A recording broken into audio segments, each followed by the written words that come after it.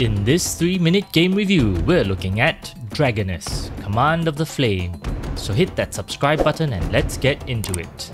Dragoness, Command of the Flame is a turn-based tactical RPG with roguelike elements, similar to games like Heroes of Might and Magic and the more recent King's Bounty 2. The game has some nice 3D graphics, and although the animations felt a bit stiff at times, the beautifully crafted world reminded me of classic early 2000s PC games. The sound effects are basic and serviceable, but the epic fantasy soundtrack and great voice acting more than makes up for it. Of course it's reasonable for us to keep it protected. Don't you think, Battle Pigeon? Battle Pangolin. And right now, it's not protecting anyone from anything. On the surface, Dragoness has stark similarities to the Heroes of Might and Magic series, where your hero commands an army of units and supports them with a variety of spells and buffs over grid-based battles. Outside of combat, you traverse various world maps filled with resources to pick, buildings to occupy, and mercenaries to recruit. But beyond that, Dragoness is a very different game in a number of other ways.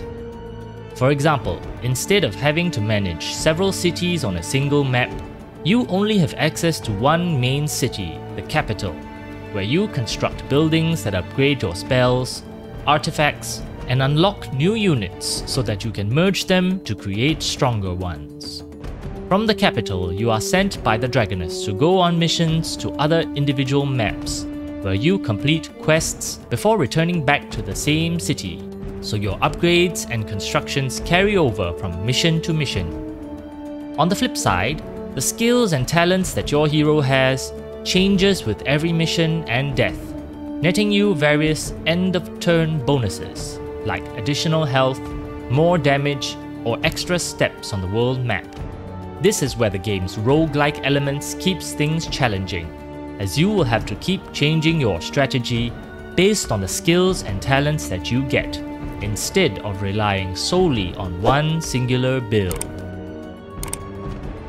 The game's storyline is not unlike anything we've seen before, but despite its cliché plotline, it has some funny dialogue and memorable characters.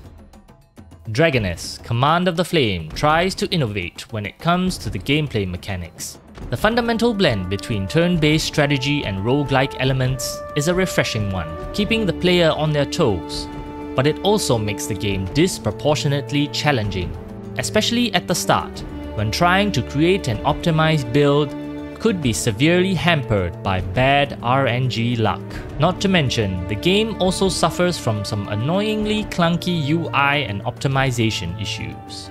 As such, I would have to recommend players to wait for more updates and patches that fix the UI and balance issues before giving Dragoness, Command of the Flame a try. If you're craving for more turn-based tactical and strategy games, check out our top picks playlist. Otherwise, like and subscribe for more 3-minute game reviews.